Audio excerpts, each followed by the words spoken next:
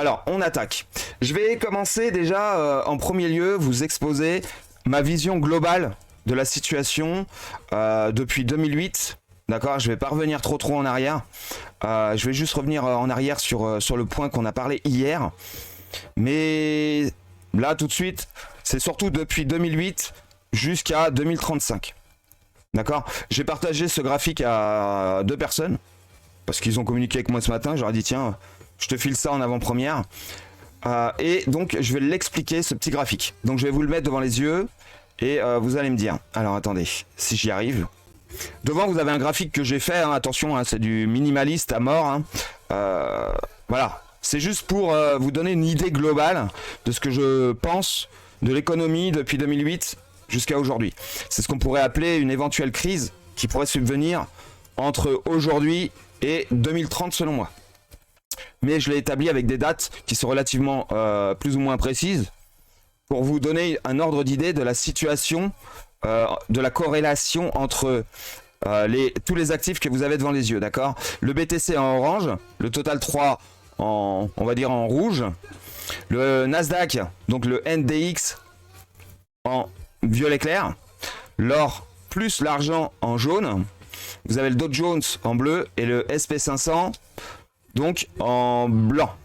Donc on va commencer par se focaliser sur le Bitcoin.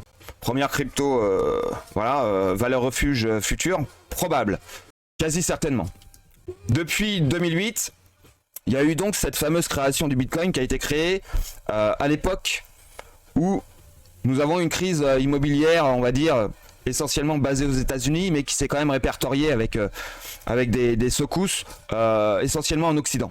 Donc cette crise des subprimes, je ne sais pas pourquoi, on pourrait éventuellement considérer que le Bitcoin est sorti à ce moment-là pour cette raison-là, pour établir une éventuelle économie future, d'accord?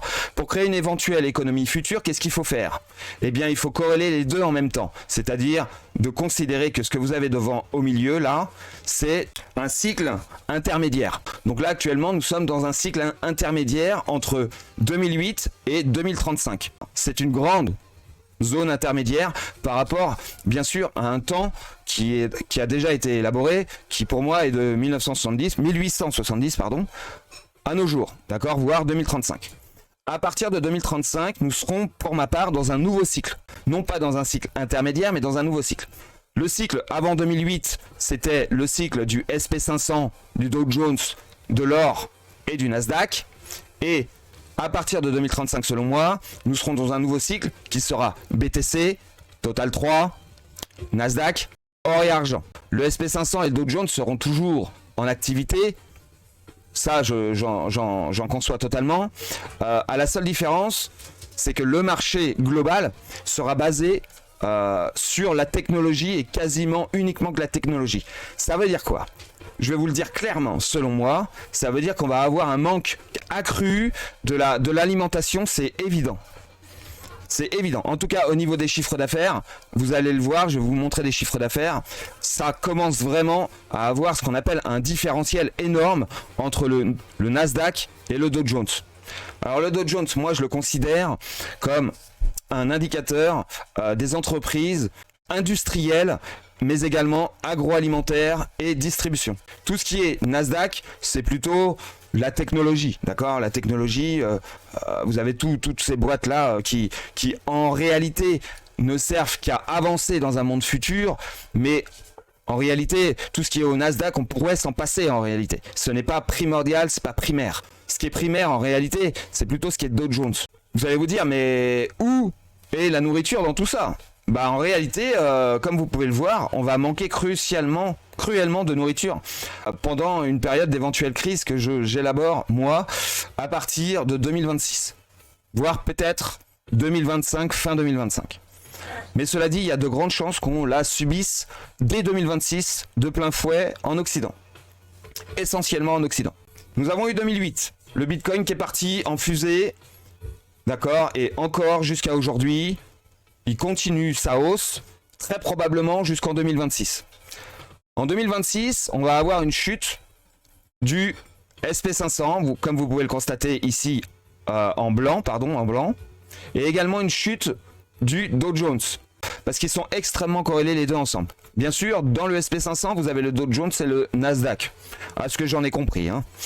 Le Dow Jones et le SP500 qui vont littéralement se casser la gueule pendant, je dirais, une bonne dizaine d'années, d'accord, je dirais entre 5 et 10 ans, d'accord, je vous l'ai mis à 2030 ici, c'est vraiment pour vous mettre un point de chute, hein. Mais ça peut être 2031, 2032, ça peut être 2029, d'accord, m'en voulez pas s'il y a un décalage dans le temps à ce niveau-là.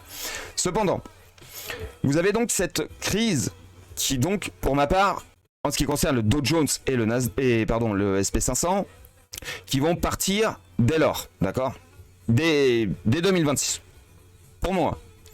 Donc ce qui veut dire que le Nasdaq va être entraîné par cette chute, parce qu'en fait ça va être une chute qui va emporter tout le monde en réalité, hein. Mais pendant un certain temps. Il y a certaines entreprises qui vont reprendre le galon, reprendre le dessus, afin de reprendre un mouvement haussier en quelque sorte, ou bien de rétablissement de cette baisse. Mais il y a certaines entreprises qui réussiront pas à le faire. Et les entreprises, selon moi, qui réussiront pas à le faire, c'est les entreprises de la grande distribution, mais également de l'agroalimentaire. Est-ce que je me fais bien comprendre? Pourquoi je vous dis ça? À l'heure d'aujourd'hui, nous avons donc des entreprises qui sont gigantesques au Nasdaq, gigantesques. Je vous en donne quelques exemples. Microsoft. D'accord? Est-ce que Microsoft, ça se mange? Non. Vous avez Apple. Est-ce que Apple, ça se mange? Non. Tesla se mange? Non. Et pourtant, rien que ces trois entreprises, elles supportent quasi l'intégralité du SP500 à eux tout seuls. Bon, ça, je vous invente rien, vous le savez. Mais cependant, ce qu'il faut bien comprendre, c'est que ça se mange pas. Et tout ce qui se mange pas permet à l'être humain de disparaître. Je voudrais pas être néfaste à un point tel que je dis qu'il va plus y avoir de bouffe, donc tout le monde va crever, non. C'est juste qu'on va avoir un manque de nourriture crucial. Pourquoi? Parce qu'en fait, vous avez la nouvelle technologie qui prend tellement de place dans notre monde à l'heure d'aujourd'hui qu'on ne prend plus le fait de faire attention réellement à l'écosystème, mais également à la distribution de la nourriture pour chacun. On fait attention pour la plupart du temps à ne pas construire n'importe quoi, n'importe où, ça je veux bien l'entendre dans certains cas. Mais c'est pas dans la majorité des cas. Même si on entend partout à la télévision que il faut faire attention, qu'il y a des écolos, ceci, cela. Moi je suis pas du tout un écolo. Je suis quelqu'un qui fait attention, j'aime la nature, j'aime la forêt, je suis contre la destruction de tout ça, c'est sans équivoque. Cependant, on interdit de plus en plus aux agriculteurs de créer de la nourriture, en leur forçant à dire il faut faire des jachères et tout ça, vous connaissez l'histoire. C'est pas seulement en France, c'est partout dans le monde. Et ce qui crée de la pénurie au fur et à mesure du temps. Aujourd'hui, on s'en aperçoit pas vraiment, mais avec le temps, vous allez vous en apercevoir. Parce qu'en réalité, on est en train de créer ce qu'on appelle un différentiel, encore une fois, entre l'offre et la demande. C'est-à-dire qu'actuellement, on est à peu près à l'équilibre entre l'offre et la demande, sauf que plus on va nous interdire de pouvoir fabriquer de la nourriture, et plus on va avoir un déséquilibre au niveau de la demande. Pourquoi? Parce qu'on a énormément de pays qui sont, selon les médias des années 80 jusqu'à 2010, en voie de développement ou sous-développés ou tout un tas de trucs comme ça, qui sont en train de faire des enfants à tire-larigot. Nous, on a une population vieillissante et c'est pas leur cas. Donc chez eux, ils arrivent à avoir de la nourriture, ils vont réussir à avoir de la nourriture, mais nous, on est tellement des baltringues en Occident qu'on détruit notre matière à fabriquer de la nourriture pour se prendre pour des as de la vente de produits finis, pays qui fabriquent eux-mêmes la technologie de demain. Donc je sais pas si vous comprenez le truc. Il y a des différentiels dans tous les domaines. Donc c'est-à-dire qu'en Occident, c'est un bordel total. On se prend pour des grands fabricants alors qu'on sait rien faire. Les iPhones, ils sont fabriqués dans les pays Chine, Indonésie et j'en passe. Et nous, on fait quoi? On les vend à l'Occident en faisant une marge de 50% minimum sur le dos du consommateur, qui lui ne se focalise uniquement là-dessus. En plus de ça, par-dessus le marché. C'est-à-dire qu'aujourd'hui, on paye des abonnements Netflix, Free, pour avoir une voiture. Maintenant, hein, tout un tas d'abonnements qui, en réalité, nous pompent notre salaire de travail énergétique pour pouvoir, en réalité, se nourrir. Donc, à un moment donné, on va avoir un manque, 1, de fric, et 2, de nourriture. Donc, on va avoir une corrélation entre les deux qui vont faire qu'en Occident, on va obligatoirement perdre en pouvoir d'achat, mais de façon astronomique, sur la matière première, parce qu'on n'en fabrique plus, parce qu'on n'a plus d'argent pour en consommer. Bah, en fait, les trois corrélations que je viens de vous dire là. Comprenez bien que la crise que je vous montre devant n'est pas un fantasme de ma part, mais une réalité qu'il faut se mettre bien dans la tête. Je vais pas vous prendre pour des survivalistes ou moi-même.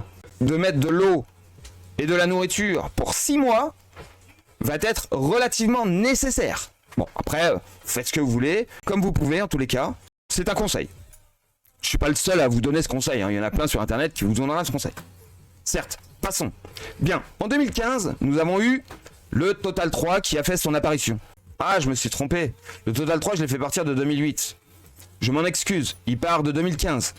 Donc, on voit bien qu'en 2014, il y a eu également une belle crise. Il y en a une crise sympatoche en 2014, pour certains qui s'en souviennent.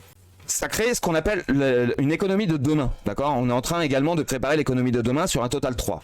Alors, il est possible qu'on ait également une économie qui soit en lien avec la matière première, type nourriture, dans le Total 3, qui vienne faire son apparition entre 2027 et 2035. C'est possible, je l'exclus pas, mais à l'heure actuelle, j'en ai aucune idée. Depuis 2015, en réalité, le Total 3 ne fait que monter. Et théoriquement, jusqu'en 2026, il va monter. On va avoir une chute très probable en 2027 qui va être assez drastique dans cette zone-là pour pouvoir rétablir, si vous voulez, un nouveau monde. C'est-à-dire qu'en fait, la zone que je vous ai dit de intermédiaire, en réalité, c'est cette grande zone-ci, 2008-2035, mais c'est surtout la zone 2026-2028, où vous allez avoir des chutes considérables du SP500, du Dow Jones, mais également une partie du Nasdaq, c'est-à-dire toutes les entreprises qui sont au Nasdaq, qui cotent pas tellement, qui sont des entreprises offshore et tout un tas de trucs comme ça. Et également, dans le Total 3, ce sera la même punition. C'est-à-dire que toutes les shitcoins de mes deux et tout ce qui s'ensuit, il y a de très fortes probabilités que c'est à ce moment-là, en réalité, qu'ils vont tous mourir, ce que certains analystes crypto vous préconisent depuis plusieurs années. Moi, je la vois dans cette zone-là. D'accord? Et bien sûr, vous aurez également le Bitcoin qui va chuter.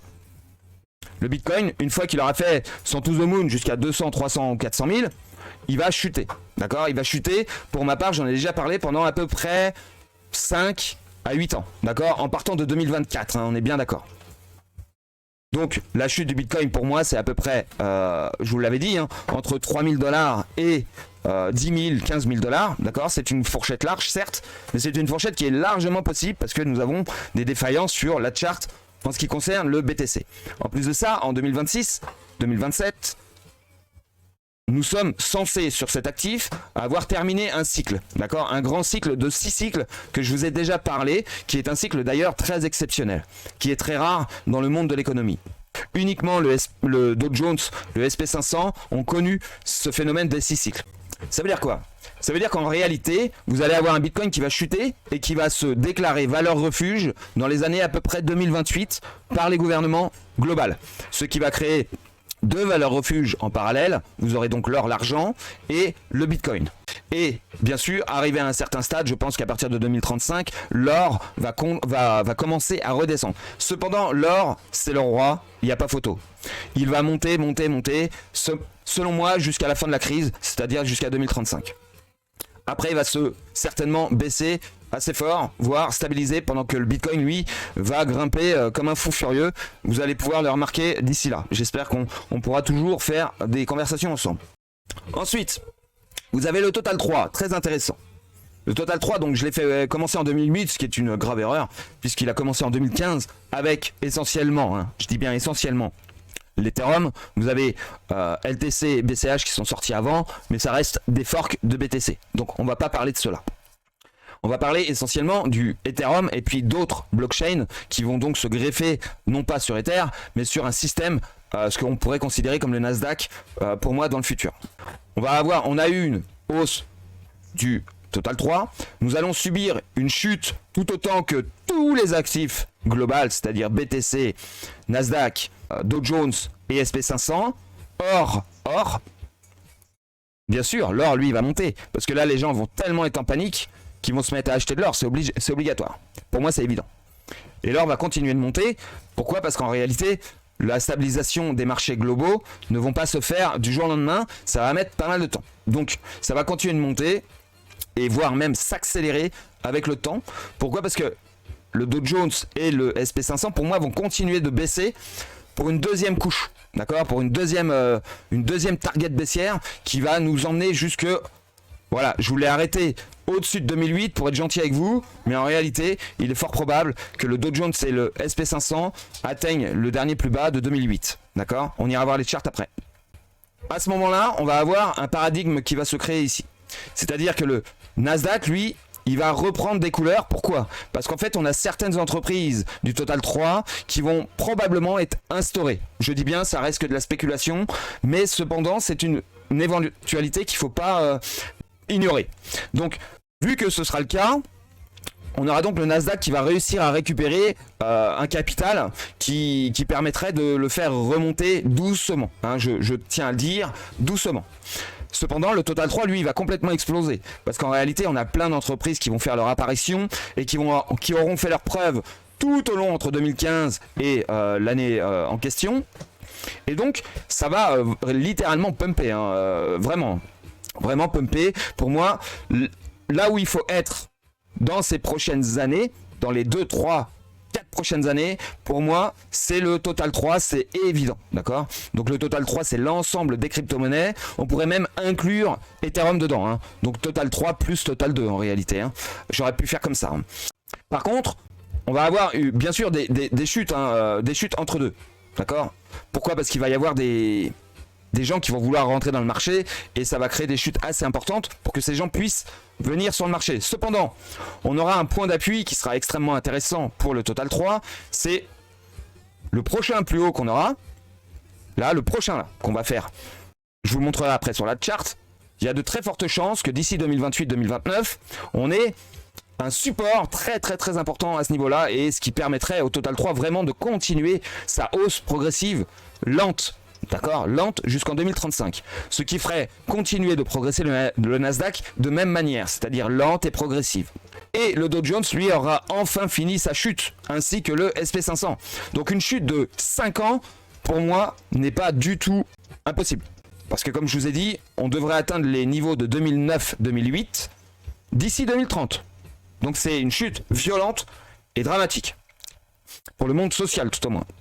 Est-ce que j'oublie de vous dire des choses ou pas par rapport à ce graphique? Une fois que BTC aura fait sa chute, d'accord? Donc là, je l'ai mis 2028, mais en réalité, regardez bien, il va avoir du mal à remonter sur un nouveau plus haut avant 2032-2033, avant de refaire un plus haut. Donc en réalité, là où il faudra être, c'est totalement le Total 3 et le Total 2 essentiellement. Parce que le BTC sera une valeur refuge à partir de ce jour. Donc, il grimpera comme une valeur refuge. Et elle sera moins refuge étant donné que le Total 3 monte. Faut réfléchir avec sa tête, hein. Selon moi, c'est comme ça qu'il faut réfléchir. Maintenant, est-ce que c'est totalement vrai ce que je suis en train de vous mettre devant les yeux? Probablement pas, hein. Mais à mon avis, je m'y approche. À mon avis, je suis pas loin de la vérité. À quelques années près, quelques mois près, à mon avis, je suis approximativement dans le juste.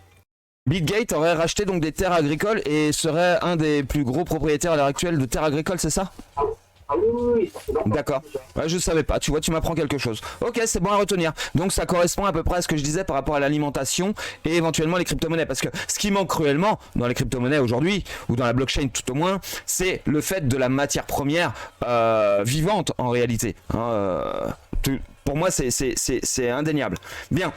Je vais vous montrer des charts, hein, des chiffres d'affaires, essentiellement des chiffres d'affaires.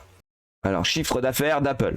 Ok, alors ça me fait rire. Vous voyez comment Google, il protège énormément Apple. Pourquoi je vous dis ça? Parce que vous voyez, je demande un chiffre d'affaires annuel.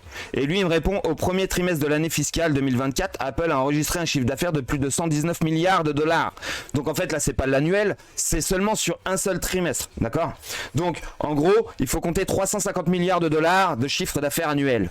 Donc c'est énorme. Énormissime, c'est une dinguerie. Et je vous parle pas, je rajoute pas Microsoft et Tesla par-dessus le marché et d'autres qui sont tout aussi balèzes. Cependant, si vous comparez ça à l'agroalimentaire, donc je vous ai donné un chiffre la dernière fois, mais je vais vous le montrer de façon claire. Donc JBS est une entreprise qui a été fondée en 53, donc c'est quelque chose qui a du vécu, hein. Et c'est une entreprise qui est une entreprise de viande agroalimentaire, d'accord, volaille, porc, mais également bovin. Donc c'est la plus grosse entreprise de découpage de viande et d'élevage du monde. C'est un pays tout entier, vous voyez ce que je veux dire? C'est une dinguerie. Donc, malgré tout, comme vous pouvez le constater, une entreprise qui nourrit le monde quasiment entier, telle que Apple nous nourrit avec nos téléphones portables, eh bien, Apple fait 350 milliards de dollars de chiffre d'affaires, et cette entreprise qui nourrit quasiment le monde entier, elle fait que 68 milliards de chiffre d'affaires. Vous voyez, c'est pour vous expliquer que les gens sont tellement idiots qu'ils mettent plutôt leur fric dans un putain de téléphone plutôt que de le mettre dans la bouffe. Pour moi, c'est une évidence. Et en plus de ça, la deuxième évidence, c'est que les businessmen ont compris qu'ils allaient se faire beaucoup plus de marge sur un téléphone portable plutôt que de la viande qui demande énormément de travail, énormément de temps, mais également énormément de personnel. Ça, c'est beaucoup moins rentable que le téléphone. Donc forcément, qu'est-ce qui marche le mieux de nos jours? C'est la technologie. Bah oui. Les gens, ils veulent plus se salir les mains, en gros. Hein. Donc ça, c'est dramatique, parce que ça veut dire que plus ça va, plus les gens ont de moins en moins envie, selon les générations qui passent, de se salir les mains. D'accord? En plus de ça, on a de plus en plus de riches sur cette terre. Donc forcément, ça fait moins de personnes qui ont envie vraiment de se salir les mains. Et quand vous avez envie de vous salir les mains pour créer une entreprise telle que ça, hein, certes, hein, c'est une entreprise qui pour moi est sale, hein, parce que ils font tellement des quantités astronomiques que c'est plus de la nourriture, là, c'est de l'abattage à grande échelle, donc c'est une dinguerie. Hein. Ce que je veux dire par là, c'est qu'ils interdisent presque les gens de se salir les mains pour pouvoir se nourrir. D'accord, on l'a entendu beaucoup à dire que peut-être que bientôt on sera interdit de faire des potagers chez soi, ou alors on va être taxé d'avoir fait un potager, ou alors on va être taxé de récupérer l'eau de ces gouttières pour pouvoir éventuellement la traiter et la boire. Ça les ferait chier grandement, parce que finalement ça voudrait dire que vous pourriez vous débrouiller tout seul, et ça les arrange pas du tout en réalité. Bien, donc 68 milliards de dollars pour une entreprise telle que celle-ci. Je vais vous donner d'autres exemples. Là, vous avez devant vous le chiffre d'affaires du groupe Bonduelle, d'accord, au titre de l'exercice 2022-2023. Donc, ça a été clos l'année dernière. Forcément, le chiffre d'affaires, il s'établit d'une année sur l'autre. Donc, on est seulement, accrochez-vous bien, à 2 milliards 400 millions d'euros de chiffre d'affaires. Sur une entreprise qui est en plus française, mais d'autant plus qui est à l'exportation mondiale. Que ce soit en produits en boîte et en produits surgelés. Donc ça veut dire qu'en fait, entre la viande et les légumes, ainsi que les fruits, hein, parce qu'ils font des fruits, hein, Bonduelle quand même, on s'établit sur un chiffre d'affaires, si on calcule les deux, sur...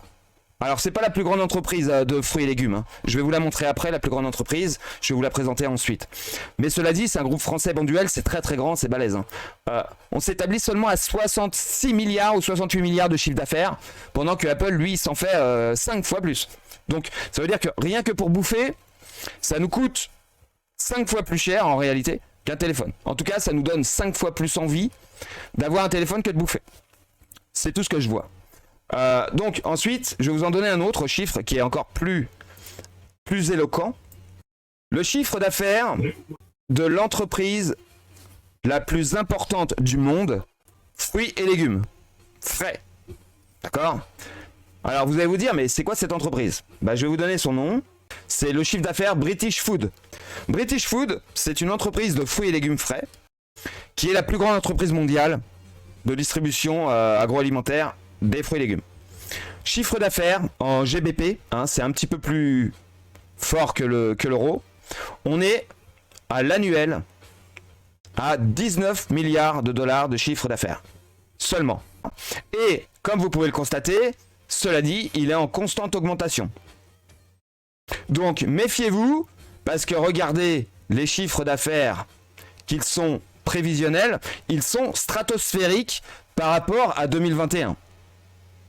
Ça veut dire que cette entreprise va quasiment doubler son chiffre d'affaires en l'espace de 5 ans. En tous les cas, c'est les prévisions. Donc ça veut dire quoi? Ça veut dire que ces entreprises-là, telles que British Food, ont déjà l'ambition de bouffer la moitié des petits commerçants, voire des moyens, afin de se les procurer et de prendre leur capacité de production. Il faut bien l'enregistrer comme ça. Ils ont une ambition qui est incroyablement balèze. D'accord? Quand vous ouvrez votre entreprise en 2021, vous pensez pas faire un chiffre d'affaires du double au bout de 5 ans. Enfin, je crois pas. Hein. En général, quand tu ouvres une entreprise, ce que tu promets à ta banque, en général, c'est 5% par an. D'accord? Ça veut dire que, en réalité, au bout de 5 ans, dans le meilleur des cas, tu es censé avoir fait 20-25% de chiffre d'affaires de plus que l'année d'ouverture. Donc c'est pour vous dire que ces gens-là, ils sont sans scrupules. Donc enregistrez bien ça, parce que ça veut dire que ces gens-là, ils vont diriger le monde. Ils le dirigent déjà aujourd'hui, mais encore plus demain. Vous avez le classement des 30 premiers groupes français en 2021 selon les chiffres d'affaires. Ça, c'est un graphique qui pour moi est éloquent en réalité. Donc vous avez le groupe Danone, d'accord, qui fait des chiffres d'affaires astronomiques, hein, astronomiques par rapport en fait au travail fourni. Hein, je dis bien par rapport au travail fourni. Ce ne sont que des transformateurs. En réalité, ce qui coûte beaucoup d'argent dans cette entreprise, c'est le matériel de transformation. Mais cela dit, comme ils ont des ingénieurs extrêmement puissants, extrêmement forts, ils n'ont pas réellement besoin de racheter du matériel systématiquement, puisqu'ils préfèrent payer du personnel pour les réparer la plupart du temps, jusqu'à des moments clés où ils veulent produire plus, et à ce moment-là, ils changent de machine. Mais tant que ça produit le chiffre qu'ils demandent pour leur chiffre d'affaires, ils ne changent pas, ils prennent du personnel sous-payé pour réparer leur machine, et ils continuent à foison de nous balancer de la literie transformée. Bien. Donc Lactalis et Danone se font des chiffres d'affaires astronomique sur le dos des agriculteurs et sur le dos des consommateurs. C'est évident, c'est éloquent. T'as le groupe Pernod Ricard qui lui était l'un des numéros 1 dans les années 80. C'était lui le numéro 1. Pernod Ricard, personne n'osait ramener sa fraise devant Pernod Ricard parce que sinon tu te faisais assassiner, c'était évident. Bon, c'est une façon de voir les choses. C'est pas vrai ce que je dis, mais c'était pour vous dire que personne n'osait affronter Pernod Ricard en termes de pouvoir, parce que c'était vraiment le numéro 1 français pendant très longtemps. Le groupe d'Avril, donc très connu également. Il y a le groupe Bigard ici, également, qui donc est au milieu. Vous avez Bonduelle ici, qui est donc ici. Et tout le reste, en réalité, c'est de la merde. C'est-à-dire, c'est tout ce qui se mange pas. Quasiment. D'accord? Donc, ce que je veux dire par là, c'est qu'en réalité, si ces deux entreprises coulent, c'est toute la nourriture qui coule. Et je pense, pour être honnête, que ces deux entreprises-là, l'une des deux va couler. Alors pourquoi elle va couler? Parce qu'en fait, comme ils s'arrangent pour avoir de moins en moins d'agriculteurs, ils vont donc s'arranger pour avoir de moins en moins de personnel. Et ces groupes-là ont énormément de personnel.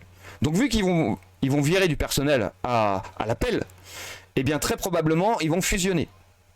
Moi je vois une fusion sur ces deux groupes. Pourquoi? Parce qu'ils se tirent la bourde, et là il y a tellement un écart trop important que le but c'est de couper la poire en deux, d'accord, et de faire croire qu'ils se sont pété la gueule pendant la crise, et en réalité ils sont partis avec la moitié de la caisse, et ils vont donc fusionner. Selon moi, ça reste qu'un point de vue, mais voilà comment je vois le truc. Cela dit, en termes de matières premières fabriquées, vous allez certainement en avoir beaucoup moins, et acheter beaucoup plus cher. Voilà, c'est encore une image que j'ai de tout ça. Bien. Alors revenons sur nos graphiques standards, si je puis me permettre. Je vais refaire vite fait un brief pour essentiellement YouTube sur le SP500. C'est un brief rapide, d'accord? On va essayer de ne pas trop rentrer dans les détails. Si vous voulez les connaître, pour ceux qui sont sur YouTube, venez sur le Discord, on partagera le lien gratuitement. Donc, 1970 jusqu'à nos jours, on a donc ce graphique qui est très exponentiel. Mais on peut remarquer jusqu'en 1920, on a quelque chose de plutôt assez, on va dire, assez linéaire finalement, avec une inflation qui est très faible. Avec une inflation courte qui est importante, qui permet donc aux contribuables, si je puis dire, d'acheter à des moments très chers et à d'autres pas chers. Mais sur l'ensemble d'une décennie, on va dire, ou d'une vingtaine, trentaine d'années, nous avons des prix qui sont relativement inflationnels très faibles. Donc c'était finalement un excellent système pour pouvoir manger et vivre tout simplement sans exagérer dans des tarifs sur du long terme. Vous avez donc la crise de 1929 qui a donc créé un choc générationnel. On va en reparler après par rapport au au Dow Jones, que j'ai donc tracé ces générations sur le Dow Jones, selon moi. Donc derrière vous avez donc une crise bancaire, hein. Tout ça c'est une crise bancaire d'accord, où les banques ont pleuré, à dire excusez-nous, on n'a plus d'argent, on peut plus vous aider, machin, tout ça. Et donc comme les gens avaient mis beaucoup d'argent à l'époque dans les actions, eh bien ils ont perdu tout leur argent, ces gens-là, parce que les banques se sont déclarées en faillite pour la plupart, et donc sont partis avec la caisse et vous ont dit excusez-moi, mais je peux pas vous donner votre argent, puisque de toute façon, j'en ai plus. Ensuite, ça a créé donc une guerre, d'accord, une guerre. Alors, quelles sont les causes exactes? Je pourrais pas vous les dire ici, YouTube c'est trop compliqué. Moi je les sais approximatifs. Si vous voulez, pour moi les États-Unis sont liés à cette guerre. La première, j'en suis pas certain, mais la deuxième, j'en suis quasiment persuadé. Pourquoi? Parce qu'à l'époque, dans les années 1935, 1940, les Américains ont retiré absolument quasiment toutes leurs billes d'Allemagne. Pourquoi? Pour une espèce de dire voilà, moi je fais pas d'affaires avec les Allemands, parce que ceci, parce que cela.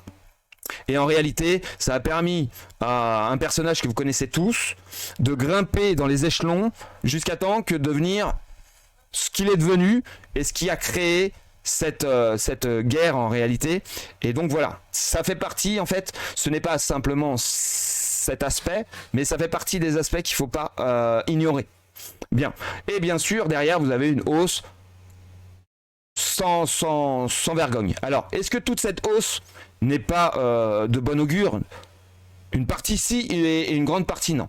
On va le voir sur le Dow Jones, que je vais vous partager maintenant. Par contre, juste avant de le faire, vous pouvez remarquer que par rapport à ce Fibonacci, qui a été créé depuis la crise de 1929, donc que j'ai tracé de la crise de 1929, avec des extensions logarithmiques jusqu'à ce point-ci. Donc, par rapport à mon Fibonacci, c'est le 3, enfin le 1, le 2, le 3. Et là, actuellement, on est au 3.5 sur la rouge et au 3.75 sur la marron. Ça veut dire qu'en fait, on est sur un Fibonacci très élevé. Hein. Sachez que le Fibonacci maximum théorique, c'est 4,68. D'accord? Il n'y a pas plus grand. Quand vous arrivez au 4,68, c'est la crise la plus puissante que vous devriez avoir dans un marché. C'est évident. Dans un sens comme dans l'autre. Donc ça veut dire que là, on est vraiment déjà à un apogée, 3,75, c'est énorme. Et si on regarde de près, vous pouvez remarquer que on continue, vous voyez, on l'a même pété, là, tac, on est en train de le casser. Donc, est-ce qu'on ne fait pas un appel à l'achat, ou est-ce que, éventuellement, on finirait le trimestre, donc les 15 jours suivants, à juste faire ce qu'on appelle une croix de la mort, que je vous ai parlé dernièrement, c'est-à-dire ou une croix blanche, ou une croix rouge. Attention à ça. Méfiez-vous, regardez bien dans 17 jours, en trimestriel, qu'est-ce qu'on a comme signe ici? Méfiez-vous. Donc si c'est le cas, regardez bien, on serait pile poil en croix sous la trendline des 3,75. Donc pour moi, ce serait le signe incontestable qu'on redescendra d'une force très violente. Allez, on y va sur le Dow Jones. Alors le Dow Jones, c'est plus compliqué à expliquer, mais cela dit, j'espère vous le faire comprendre de façon ludique et pédagogique, ce que je vous ai fait là. Alors, nous avons donc des trendlines courbes, d'accord, qui prend le maximum de points de contact par rapport à une hausse. D'accord, je ne peux pas faire moins bien que ça. Ensuite, vous avez les trendlines courbes avec des points de contact le maximum possible sur la hausse, en fait en termes de résistance. Et vous avez cette trendline jaune qui est également une trendline, mais qui aurait pu éventuellement avoir un frein sur les années 2008, comme je vous ai parlé. D'accord? Théoriquement, on aurait dû freiner ici, corriger tranquillement, faire les choses proprement, ensuite remonter. Mais le système en a voulu autrement. Ils ont voulu péter tout ça comme si rien n'était. Pourquoi? Parce que énormément d'entreprises offshore étaient présentes dans cette zone. D'accord? Donc là, actuellement, ils sont en train de dilapider certaines grâce à la crise du Covid, grâce également à une crise essentiellement basée aux États-Unis, mais également en Occident. Ici, en 2022, regardez bien, on nous parle souvent de la crise du Covid, mais regardez, en 2022, on a eu une crise économique assez importante sur certaines entreprises, d'accord? Pourquoi? Parce qu'ils sont en train de virer des entreprises offshore pour pouvoir prendre la thune et se barrer avec la caisse, d'accord? Sauf qu'ils veulent pas que vous vous en aperceviez, donc ils n'en parlent pas, d'accord? Ils ont utilisé la crise Covid pour faire la même chose, sauf que sur le dos de signal qui vous donne l'impression de devoir regarder ailleurs. Voilà, c'est ça. Comme vous pouvez le constater ici, la zone rouge que vous voyez ici, c'est un Fibonacci très puissant qui est le 0.05 de Fibo logarithmique sur également la crise de 29, d'accord? Donc on est au 1, 2, 3, 3,5 de Fibo. Donc c'est un petit peu moins puissant que le SP500. Donc là on est au 3,5 bientôt de Fibonacci. Donc voici ce que moi je préconise pour la suite des événements. C'est-à-dire un 2027, 2026, 2027 crise. Ensuite une accalmie très courte durée, c'est-à-dire à peu près peut-être un an et demi, peut-être moins, peut-être 2 ans. Et derrière une continuation de la crise. Pourquoi? Parce qu'en fait c'est une crise générationnelle. Je vais en venir là, parce que pour moi c'est le plus important de ce graphique, c'est les générations. Alors les générations que je vais vous parler là, c'est des générations non pas qui sont liées à l'âge de chacun, mais plutôt à des paradigmes par rapport à des inventions ou alors par rapport à des faits tels qu'une guerre ou autre. Donc je vais essayer de vous expliquer ça.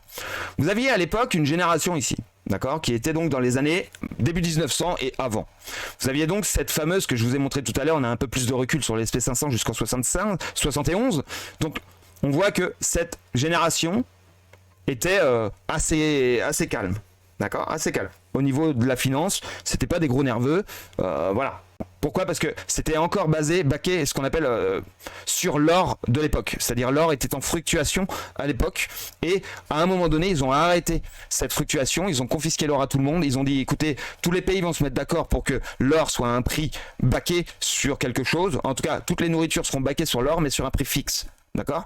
Donc à partir de là, ça a créé ce qu'on appelle une inflation. Parce que les gens, du coup, tout ce qui était baqué sur quelque chose n'était plus baqué sur l'or, mais baqué sur de la monnaie fiduciaire qui a été le billet, en fait, le billet de banque. Le billet de banque a été vraiment une catastrophe monumentale en termes de progression de l'ensemble des populations. D'accord? On a seulement une partie de la population qui a pu augmenter leur capacité de vie par le fait du billet de banque, mais ce n'est pas une majorité. Et ça, c'est malheureux. Mais c'est ce qu'on a donc vécu. Donc derrière, nous avons donc eu cette crise. Donc c'est ce que moi j'ai appelé une crise générationnelle. Pourquoi? Parce qu'on a l'ancienne génération ici, qui avait un cycle de vie qui était le leur, et on a les nouvelles générations, donc qui sont en orange, qui avaient décidé de créer un nouveau cycle de vie qui eux voyaient différemment, c'est-à-dire le billet de banque.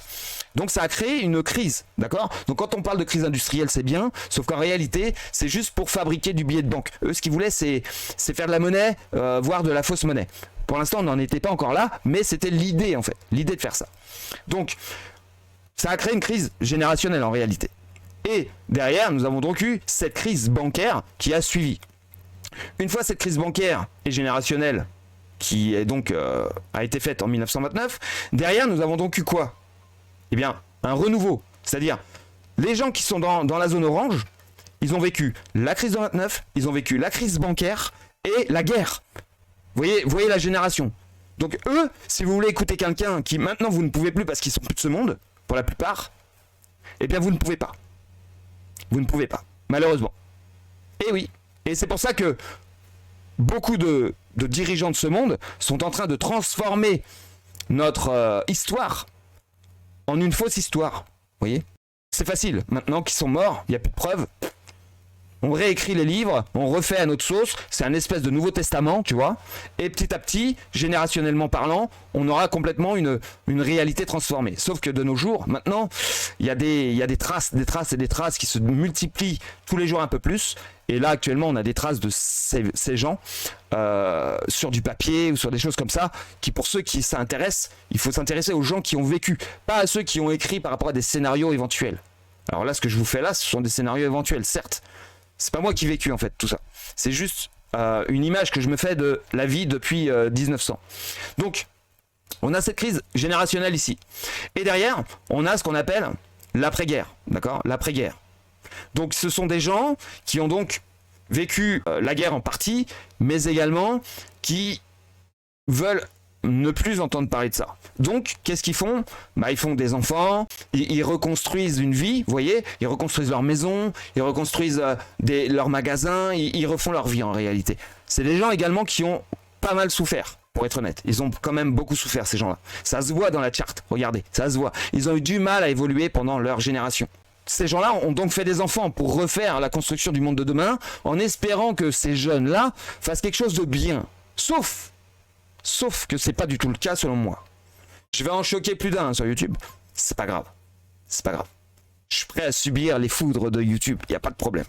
Cette génération, comme vous pouvez le constater par rapport à la précédente, vous pouvez constater que elle, par contre, elle a duré donc depuis... Donc c'est les enfants du baby boom, hein, les enfants des années 60, qui ont commencé à faire leur vie dans les années 70, d'accord, et qui ont continué sans vergogne, sans intelligence, sans rien du tout, sans création réelle du monde, c'est-à-dire ils n'ont pas créé de nouvelles nourritures propres, ils ont rien fait de propre en réalité, selon moi. Ils ont juste profité d'un monde calme, paisible, tranquille, pépère, d'accord ? Petit hamac, d'accord, petit tranquille avec la clope, tous ces trucs là peinards, voilà, avec une orgie de bagnoles, avec une orgie de magasins Dior et tout ce qui s'ensuit, d'accord, l'orgie de ça. Dites-moi ce qu'ils ont réellement construit d'intelligent pour partager le monde, pour partager la richesse. Rien du tout, bien au contraire. Ils ont transformé la richesse en gros capital contre microscopique capital. C'est tout ce qu'ils ont réussi à faire. Donc comment ? Bah avec la tour Total, avec la tour Areva, avec tout un tas de tours, avec des bonhommes à l'intérieur en costard-cravate, en descendant les escaliers, ils prennent leur petite bagnole de luxe, pour aller où ? Dans leur petite maison de luxe, avec pour la plupart piscine et tout ce qui s'ensuit, d'accord ? Pendant que certains balayent. D'accord ? Et la plupart de ces gens d'ailleurs qui balayent, à l'époque, ils étaient plutôt noirs, jaunes, verts, roses, mais en général, c'était pas des blancs, vous voyez, occidentaux, très clairs. D'accord ? Je tiens à être clair là-dessus. Donc, le racisme, il est bien beau, mais on a subi ce type de racisme, en tout cas, ces gens-là ont subi un type de racisme pendant un certain nombre d'années, comme vous pouvez le constater, au moins jusqu'à les années 2000.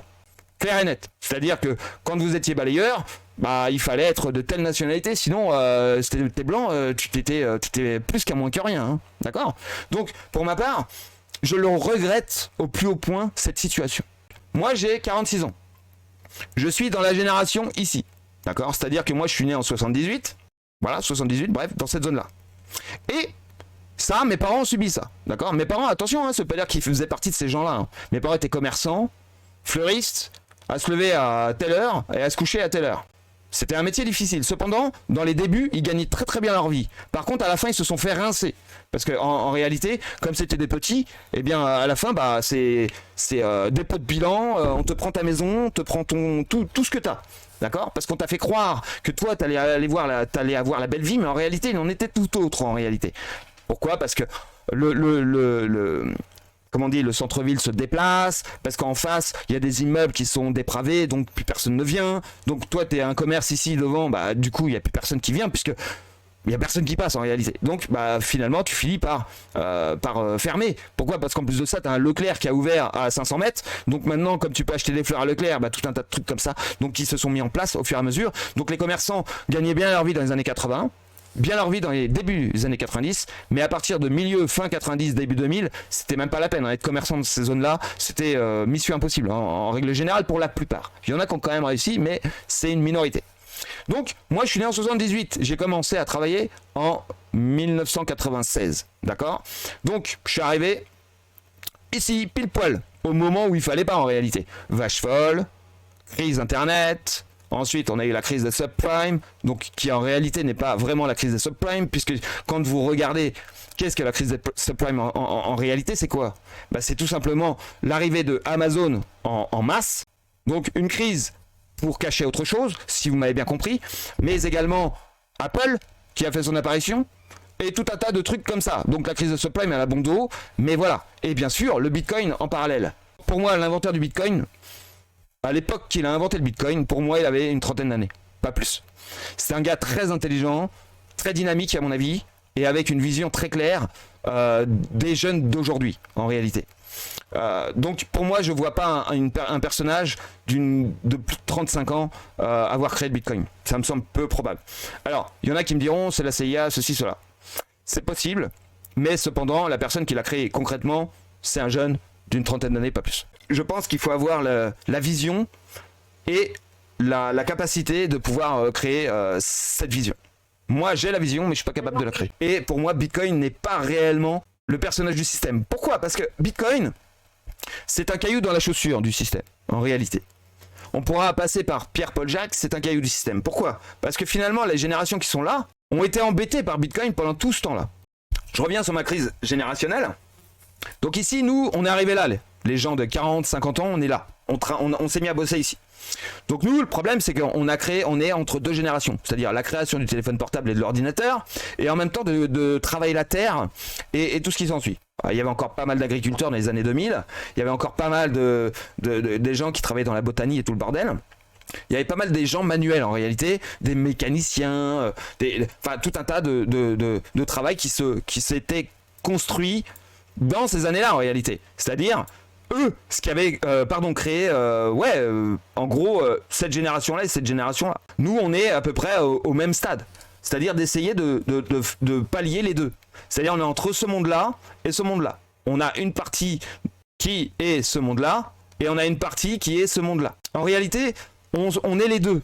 On est teubés et en même temps des gens très réservés. Vous voyez ici, on a ce qu'on appelle le baby boom. Et bien regardez, dans les années 2000, on a également le baby boom. Vous voyez, on ressemble à la génération d'ici. Par contre, on a d'autres personnes qui sont dans le système au même âge que moi, qui font partie de ces gens-là, cette saleté de personnages-là. Vous voyez? Donc, ça veut dire qu'en réalité, la poire, elle est coupée en deux.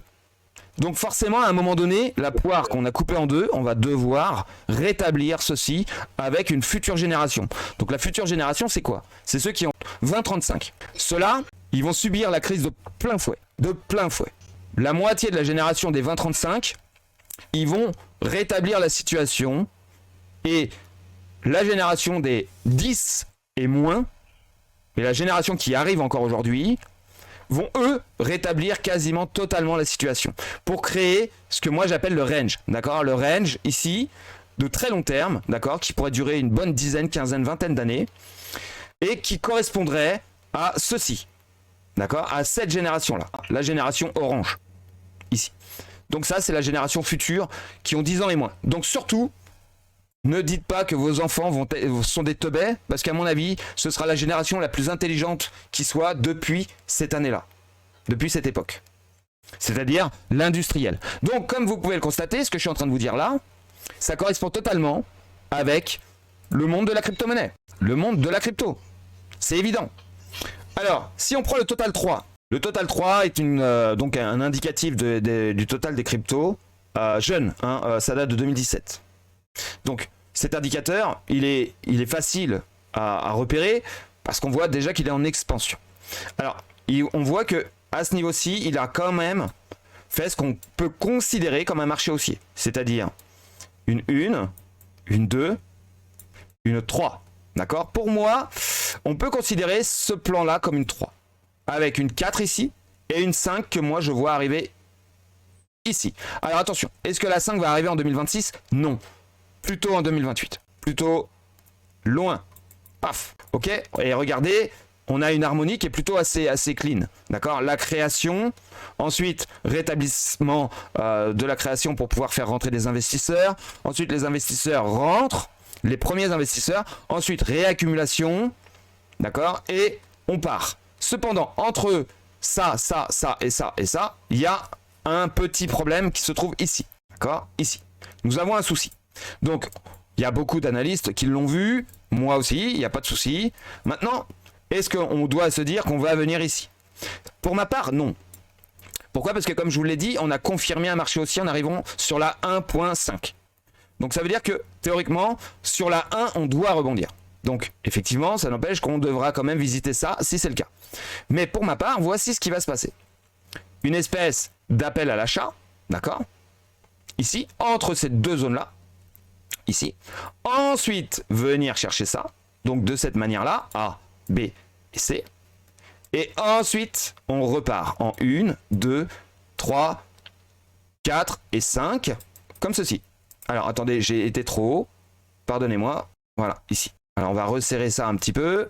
Voilà, dans ce type de configuration. Alors, comme vous pouvez le constater, dans cette configuration, il y a bien une crise. Vous le voyez bien ici. Donc cette crise, est-ce qu'elle va arriver tout de suite? Mais non,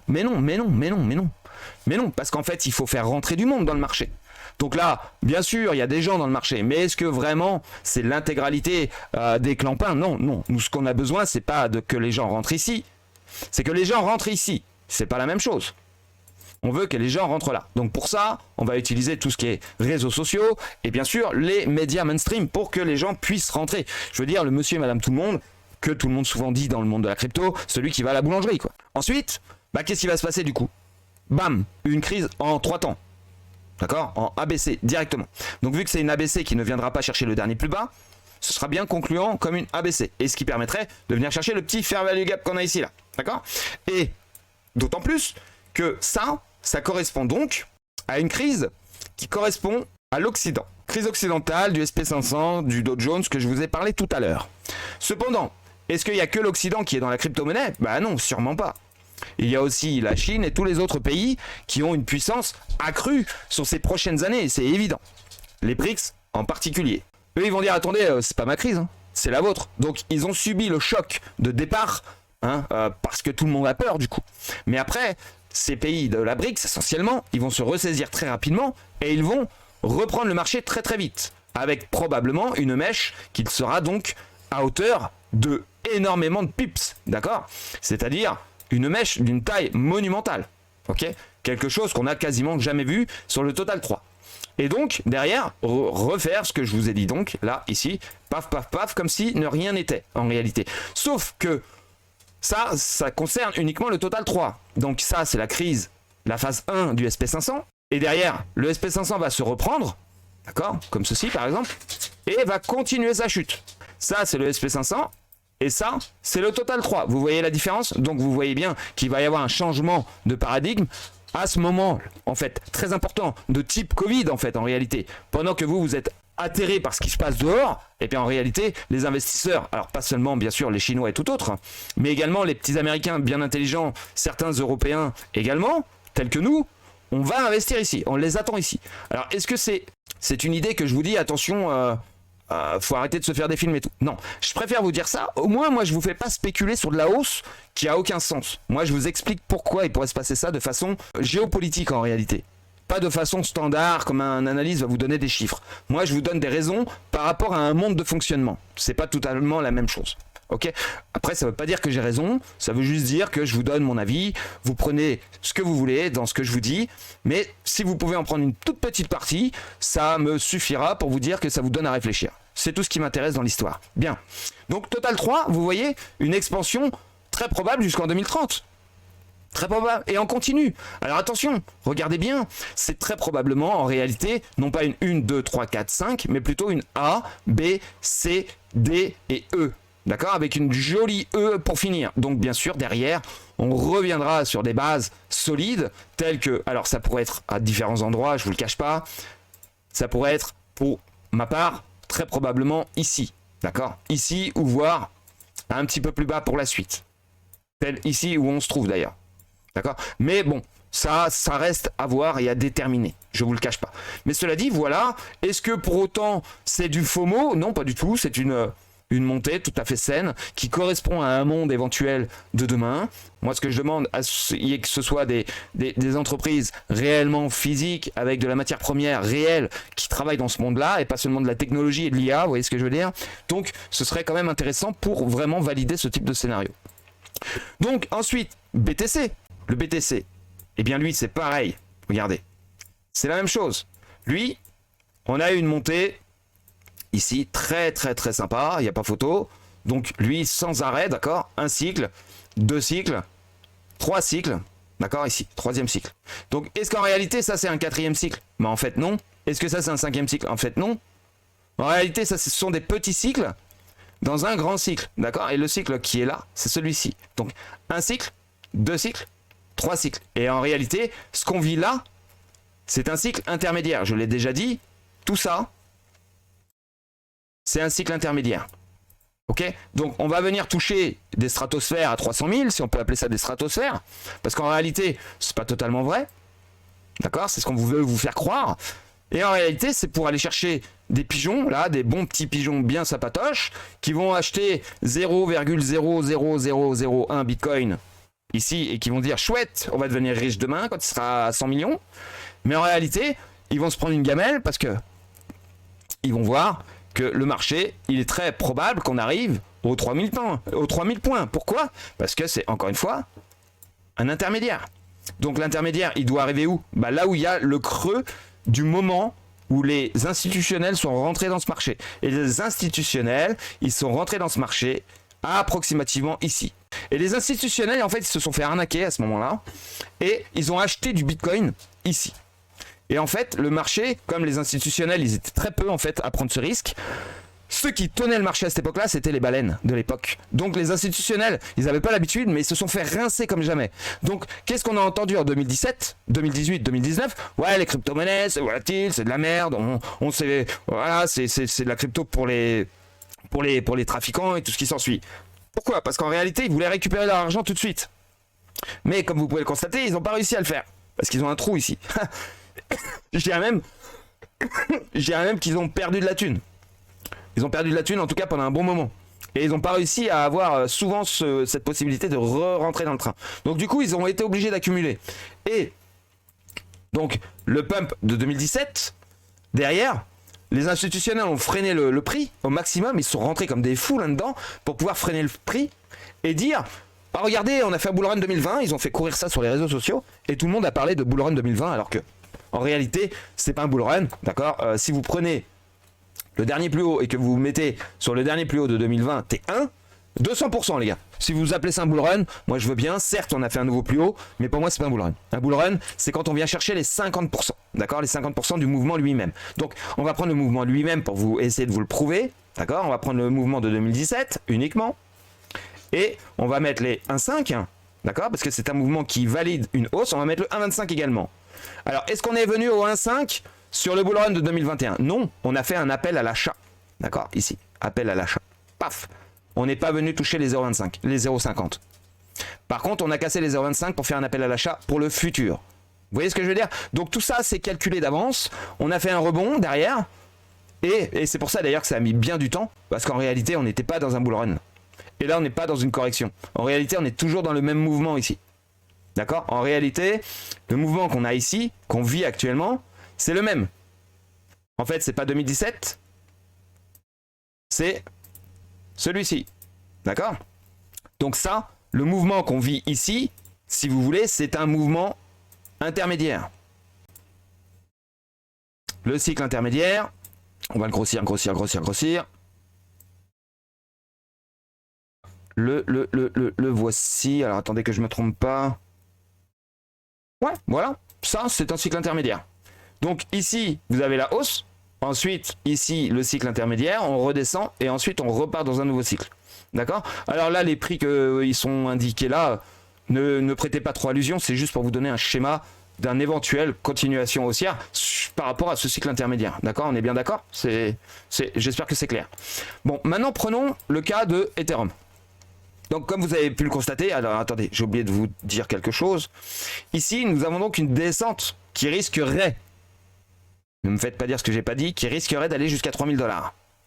Mais qui peut également s'arrêter aux 15 000, voire 11 000, 12 000. Parce qu'il y a des trous à divers endroits qui sont possiblement à combler. Ok? Selon moi. Bien. On y reviendra plus en détail plus tard si vous voulez. Mais pour l'instant, c'est approximativement ce qui doit se passer. Donc, si on corrèle ça au total 3 que je vous ai dit tout à l'heure par rapport au SP500 et au Dow Jones et au Nasdaq, ça nous ferait une chute ici en A, ici en B et ici en C. D'accord? C'est aussi simple que ça. Est-ce que ce serait un drame? Non, en réalité. Par contre, pour ceux qui vont acheter ici, ce sera un drame. Oui, ça c'est vrai. Parce que c'est des gens qui vont réagir à froid, d'accord, à chaud, pardon, et qui vont sauter dans le train en marche. D'accord? Donc on ne saute jamais dans le train en marche. On a beau patienter ici, patienter ici, patienter ici, on n'est pas rentré dans le train en marche. Le train en marche c'est ici, le train en marche c'est ici, le train en marche c'est ici. Et le train en marche c'est ici. Pour ma part en 2 temps. Donc ça corrèle totalement avec ce que je vous explique par rapport à cette crise. D'accord? Éventuelle. Bien. Maintenant prenons Ethereum. Eh bien lui, on est sur autre chose, étant donné que lui, il n'est pas arrivé en 2008, mais il est arrivé en 2015. Donc il n'a pas tout à fait le même cycle que le Bitcoin.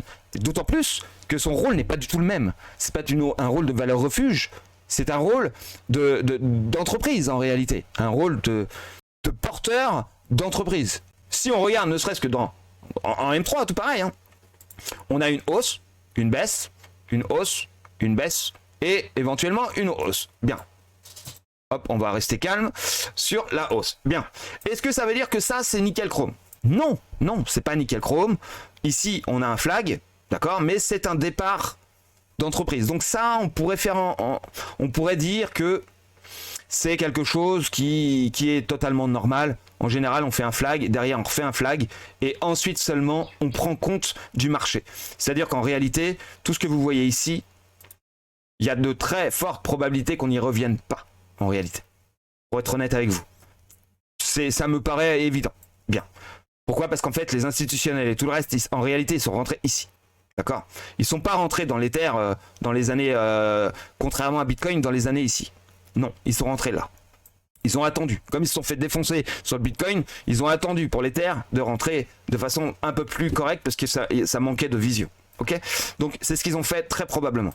Bien, ensuite, par contre, on a donc dans notre scénario ça et éventuellement ça. Cependant, ici, est-ce que nous sommes sur une correction de 50%? Eh bien, comme vous pouvez le constater, on le voit déjà avec l'œil, mais non en réalité. On va regarder. Eh bien non.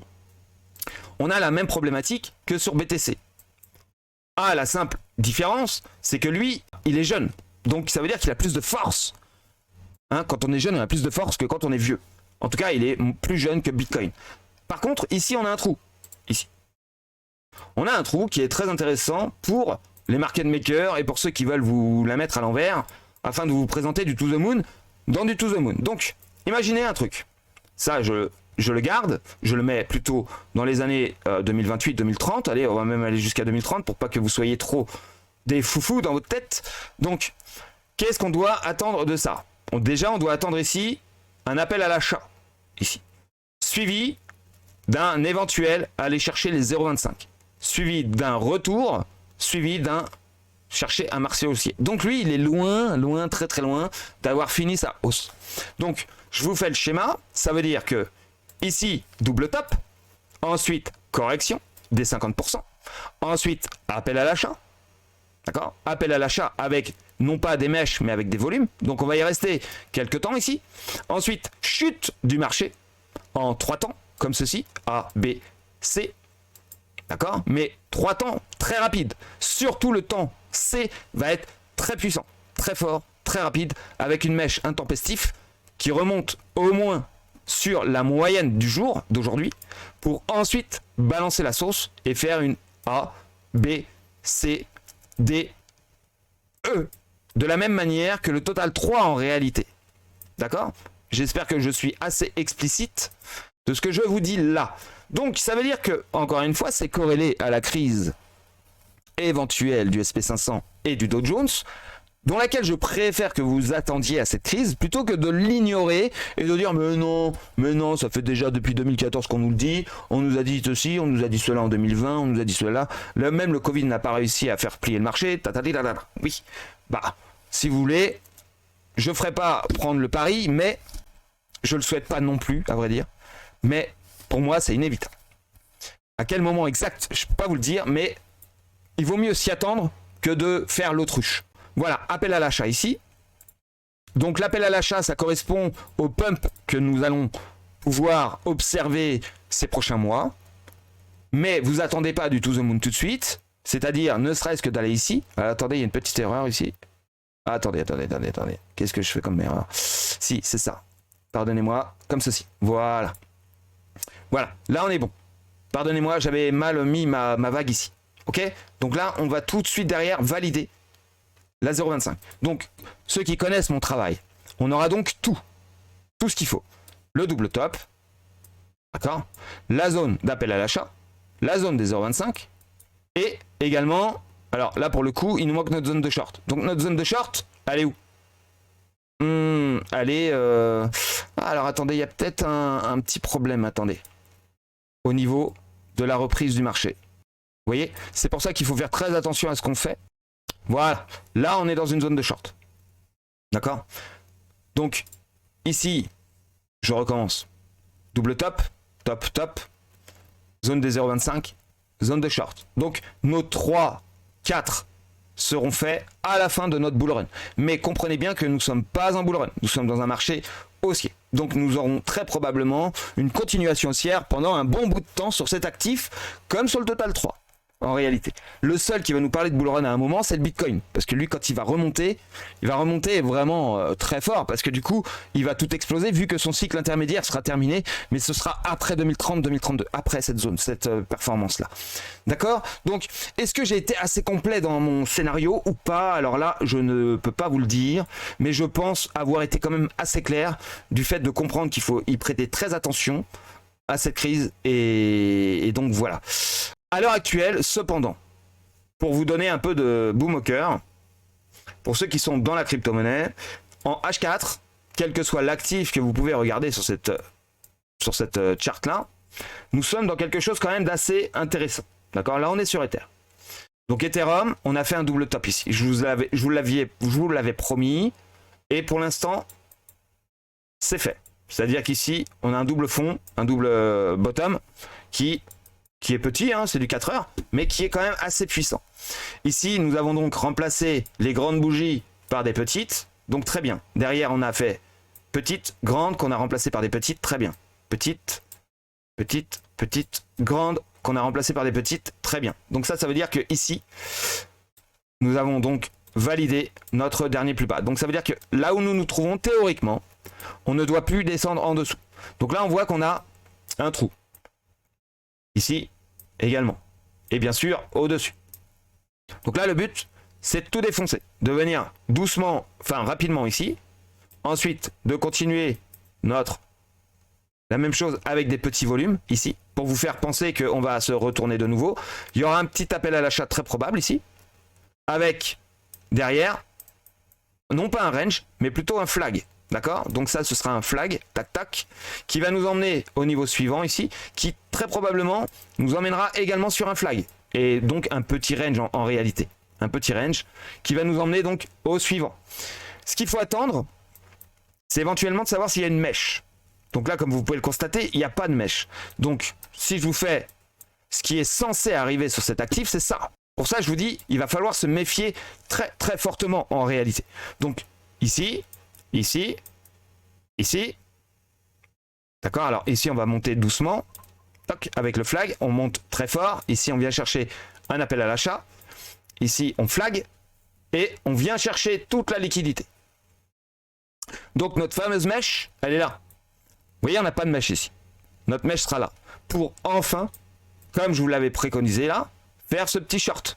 Petit short d'aller chercher la liquidité. Alors lui, peut-être pas, mais pour Bitcoin, ce sera le cas. Alors est-ce que ce sera le cas pour lui? On va vérifier. Ici, on monte là, on redescend ici, et on rétablit une hausse pour venir ici. Et ensuite, range, et on descend pour la crise.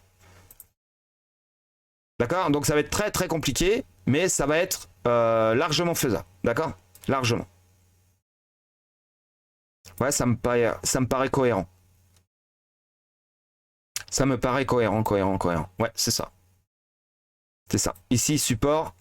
Ici, donc quand on va revenir ici, ce sera donc un rebond potentiel pour faire notre zone de short, pour la créer et ensuite se faire shorter. Ouais, ça correspond totalement.